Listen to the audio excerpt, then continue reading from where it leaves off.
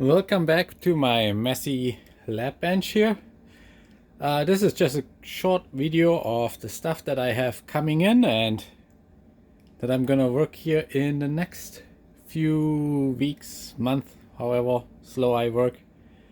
So I ordered several parts right here. This is all the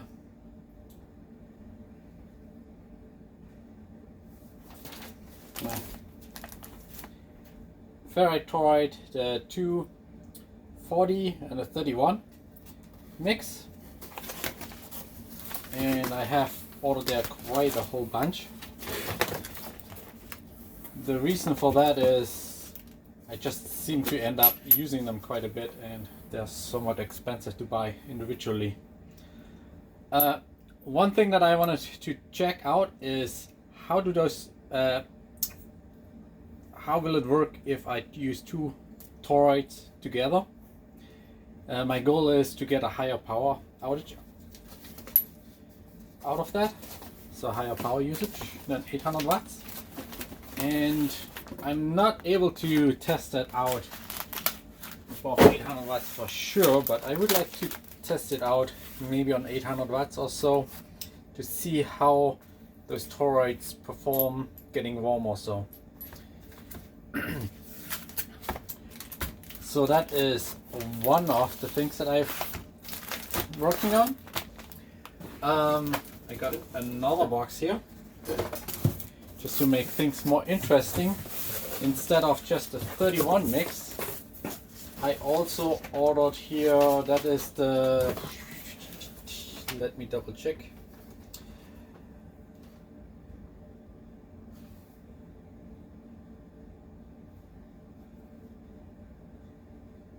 the 43 mix is that, right? Yeah, that's written right on there. No need to look at that order sheet.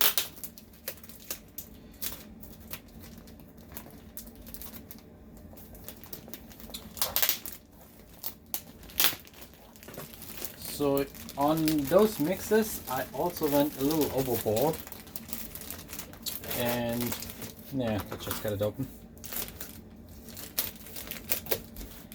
And ordered several of them. That's nicely packed.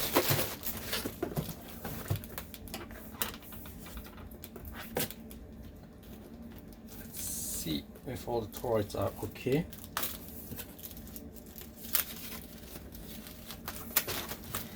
They are somewhat fragile, just like your china dishes.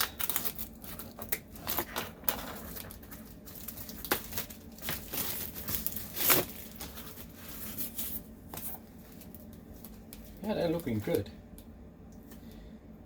So one thing that we want to make sure is to label the toroids fairly soon so we don't get those mixed up. And then I want to do a common mode joke with this core and compare that to the 31 core, just so I can see what the difference is in attenuation for the common mode on the frequency. I never worked with this mixture. And then I would like to try out some wacky things, like what would happen if you take a 31 mix and 43 mix together.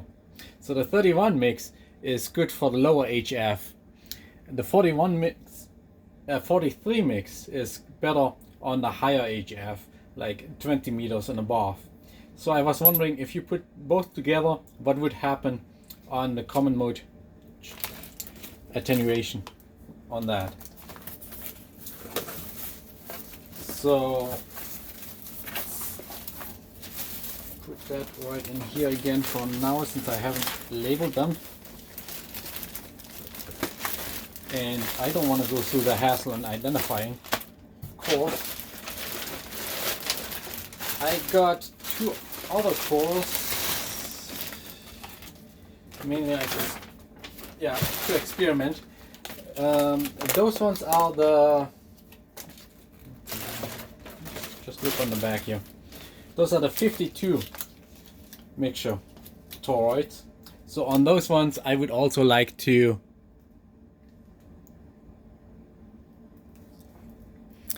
test out how the 52 core compares to the 43 I said, and 31.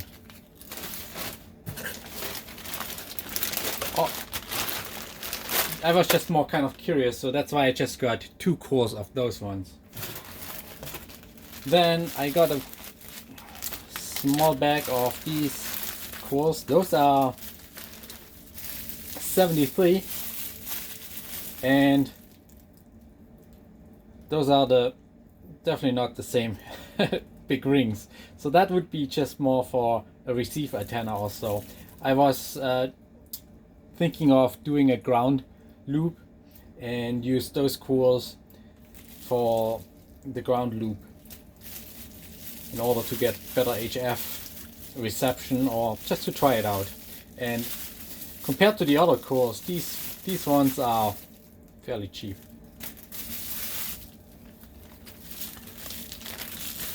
And then aside of the cores, I also got a shipment here of wires. So I went ahead and got that's the 18 gauge wire that I used before. This is I have to look it up what gauge wire that is. Oh, 26 gauge. So that's what I want to use with those small toroids for the receiver antenna. And then I got these heavy duty 14 gauge wires, and I want to use those ones for the high power cores, and also see does it change anything if I use a higher gauge wire in the toroids versus the 18 gauge wire that I used in the past for all the toroids. Again, those wires are the PTFE wire, copper wire that are have a silver plating on them. Right here we can see the copper wire with the silver plating on the outside. I don't know if the silver plating is necessarily needed. You could maybe would be fine with a nickel plated or some other plating, tin plating, I don't know. The main part though is you want the PTFE wire to be sure that it can resist some heat. Also, if you ever soldered, this wire is nice to solder compared to the cheapo wires, because the insulation doesn't start melting off. Like when you take the cheap wires and you start melting, the insulation just melts away and you have a big old mess. So yeah, that was my project here in the future. So I want to make common mode chokes, just like I did before with the 31, out of the 52 and out of the 43 cores, and compare them to the 31 on the spectrum analyzer and see how much they attenuate the common mode, and maybe I see some other behaviors on that as well. Then I want to combine some of the cores, either by stacking 2 different cores on it or the same core to get more power outage on it, to figure that out and see what that does, along with a heavier gauge wire. And then ultimately I also want to do some other jokes, not jokes actually, the transformer probably, 1 to 9 transformer, or 9 to 1, whichever way you're seeing it at, and playing around with that a little bit. And that would be definitely an area where I haven't done any experimenting yet, and so that will be exciting as well. A crazy idea that I have is to do some power testing on the cores, especially when I put 2 cores together. And I have an amplifier that I could run all the way up to 800 watts. And so I was thinking of using that amplifier, running 800 watts into a dummy load. And my dummy loads, I don't have them right here, but my dummy load that I have is only a 100 watt dummy load. Very nice one though. And so I can't use that. So I'm gonna experiment with the salt water dummy load. So just to temporarily build some jar that has salt water in it and 2 electrodes, and so I can burn the energy that way. And probably when we do such a test on the on the power, we probably need to go through different frequencies as well, I would think. But that's all still in kind of the idea mode, so I don't have anything concrete.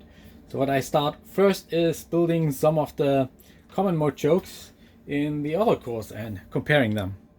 So watch out for that video. Till next time, bye!